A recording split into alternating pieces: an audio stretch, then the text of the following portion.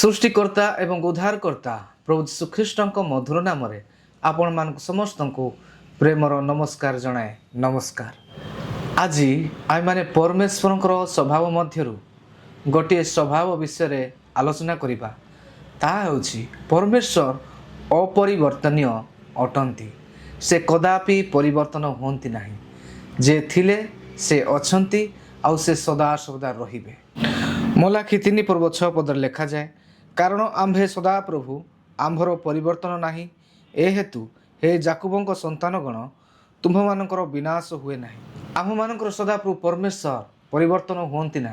से आम मैंने प्रभु कृष्ण नाम से अपरिवर्तनीय परमेश्वर को जानी आम मैंने भय करवा ना। कारण जे थिले से अच्छी एवं सदा सदा से रहिबे आउ से आम मान को सुरक्षा देवे। आम मान के विनाश हेब ना।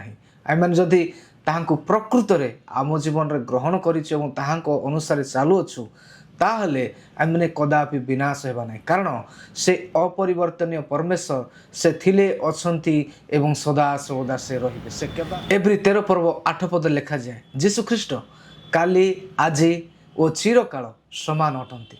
प्रभु ख्रीष्ट से सृष्टि पूर्वरु थिले, जेमिति थिले सेमिति आज मध्य अछंती एवं से भविष्यत रे मध्य रहिबे। से अनंत काल पर्यंत रहिबे।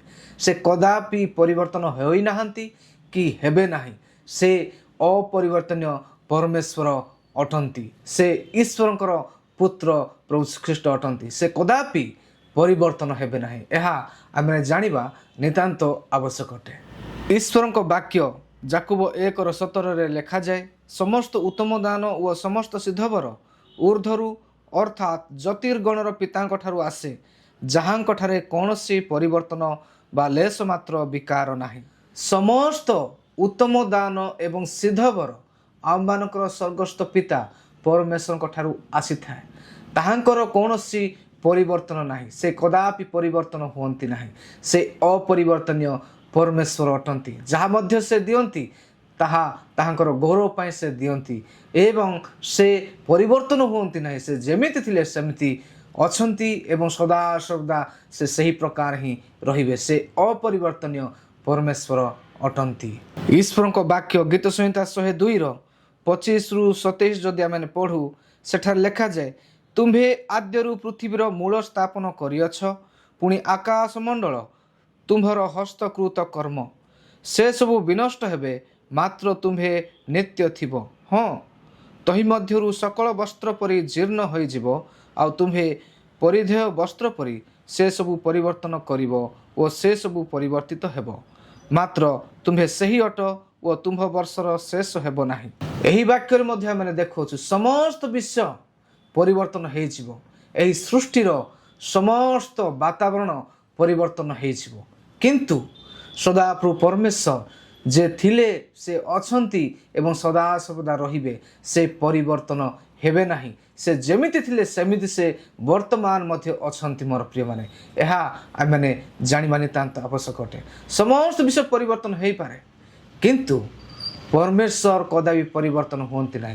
सृष्टि पूर्व जे प्रकार थिले वर्तमान मध्य से प्रकार अच्छंती एवं अनंत काल पर्यंत से सही प्रकार समान भाव रे रहिबे। से अपरिवर्तनीय परमेश्वर अटंती। एहा आपण माने जानंती। गीत संहिता 33:11 रे लिखा जाए, सदा प्रभुको मंत्रणा अनंत काल स्थायी, ताहांको चित्तर संकल्प सबु पुरुषानुक्रमे थाए। सदा प्रभुको मंत्रणा अर्थात जहाँ मध्य से योजना करि अछंती, परिकल्पना करि अछंती, जहाँ मध्य तांकर उद्देश्य लक्ष्य दर्शन अछि, ताहा अनंत काल पर्यंत रहिबो। कारण से निजे अनंत काल पर्यंत स्थायी परमेश्वर अटंती। से अपरिवर्तनीय परमेश्वर अटंती। ताहा अनंत काल पर्यंत रहिबो जहाँ मध्य से मंत्रणा करि अछंती। कारण से कदापि परिवर्तन हेबे नाही। ईश्वर को वाक्य बाइबल जदि आमे देखू गणना पुस्तक 23:19 सेठारे लिखा जाए, परमेश्वर मनुष्य नुहंती जे से मिथ्या कहिबे, कियोबा से मनुष्यर संतान नुहंती जे से अनुताप करिवे। से कहि अछंती आउ से कि ताहा करिवे नाही, से कहि अछंती आउ ताहा कि से सिद्ध करिवे नाही। ଏହି ବାକ୍ୟରେ ଆମେ ଦେଖୁଅଛୁ ମୋର ପ୍ରିୟମାନେ, ମନୁଷ୍ୟ ହୁଏତ ପରିବର୍ତ୍ତନ ହେଇଯାଏ, ମନୁଷ୍ୟ ହୁଏତ ଅବିଶ୍ଵସ୍ତ ହୁଏ, ପରମେଶ୍ୱର କଦାପି ଅବିଶ୍ଵସ୍ତ ହୁଅନ୍ତି ନାହିଁ। ସେ କଦାପି ନିଜର ମନକୁ ପରିବର୍ତ୍ତନ କରନ୍ତି ନାହିଁ। ସେ ଅପରିବର୍ତ୍ତନୀୟ ପରମେଶ୍ୱର ଅଟନ୍ତି। ଆଉ ସେ ଯାହା ପ୍ରତିଜ୍ଞା କରିଅଛନ୍ତି, ଯାହା ସମସ୍ତ ପ୍ରତିଜ୍ଞା ପରମେଶ୍ୱରଙ୍କ ବାକ୍ୟରେ ଲିଖିତ ଅଛି, ସମସ୍ତ ପ୍ରତିଜ୍ଞାକୁ ସେ ସଫଳ କରିବେ। କାରଣ ସେ ନିଜର ପ୍ରତିଜ୍ଞାରେ ବିଶ୍ୱସ୍ତ ପରମେଶ୍ୱର ଅଟନ୍ତି। ସେ ସତ୍ୟ ଏବଂ ଜୀବନ୍ତ ପରମେଶ୍ୱର ଅଟନ୍ତି। ସେ କଦାପି ପରିବର୍ତ୍ତନ ହେବେ ନାହିଁ। ଅନେକ ସମୟରେ ଆମେମାନେ କିଛି ଗୋଟେ କଥା ଦେଇଥାଉ ଏବଂ ସେଇ କଥାକୁ ଆମେମାନେ ପୂରଣ କରିନଥାଉ। ଆମେମାନେ ଅବିଶ୍ଵସ୍ତ ହେଇଥାଉ। ମନୁଷ୍ୟ ସେଇ ପ୍ରକାର ହେଇଥାଏ, କିନ୍ତୁ ପରମେଶ୍ୱର କଦାପି ସେହି ପ୍ରକାର ହୁଅନ୍ତି ନାହିଁ। ସେ ଅପରିବର୍ତ୍ତନୀୟ ପରମେଶ୍ୱର। ସେ ଯାହା କହିଅଛନ୍ତି ତାହା ସେ ସଫଳ କରିବେ। ସେ କଦାପି ସେ ତାଙ୍କର କଥାରୁ ପଛକୁ ହଟିବେ ନାହିଁ। କାରଣ ସେ ନିଜର ବ୍ୟକ୍ତିତ୍ୱକୁ ସେ ରଖନ୍ତି। ତାହାଙ୍କର ପ୍ରକୃତି, ତାଙ୍କର ସ୍ୱଭାବ ହେଉଛି ସେ ଅପରିବର୍ତ୍ତନୀୟ ଅଟନ୍ତି। ଏହା ଆମେମାନେ ଜାଣି ତାହାଙ୍କର ପୂଜା ଆରାଧନା ଏବଂ ଉପାସନା କରୁ ଏବଂ ଆମେମାନେ ତାହାଙ୍କର ନିମନ୍ତେ ଏହି ଜଗତରେ ବ୍ୟବହାର ହେଉ। କାରଣ ସେ ଆମମାନଙ୍କୁ ମଧ୍ୟ ଚାହାନ୍ତି ଯେ ଆମେମାନେ ଯାହା ମଧ୍ୟ କଥା କହୁଛୁ ତାହା କଦାପି ପରିବର୍ତ୍ତନ ନ କରୁ। ଆମେ ଯେଉଁ ପ୍ରକାର ପରମେଶ୍ୱର ବିଶ୍ୱସ୍ତ ଅଟନ୍ତି ସେହି ପ୍ରକାର ଆମେମାନେ ମଧ୍ୟ ବିଶ୍ୱସ୍ତ ହଉ। ଆମେମାନେ ମଧ୍ୟ ଆମର କଥାକୁ ରଖୁ। ସେ ଅପରିବର୍ତ୍ତନ ଅଟନ୍ତି। ତାହାଙ୍କର ସନ୍ତାନ, ତାହାଙ୍କର ହସ୍ତ ନିର୍ମିତ ମନୁଷ୍ୟ ହିସାବରେ ଆମେମାନେ ମଧ୍ୟ ସେହି ପ୍ରକାର ତାହାଙ୍କର ଅନୁସରଣ କରିବା ନିତାନ୍ତ ଆବଶ୍ୟକ।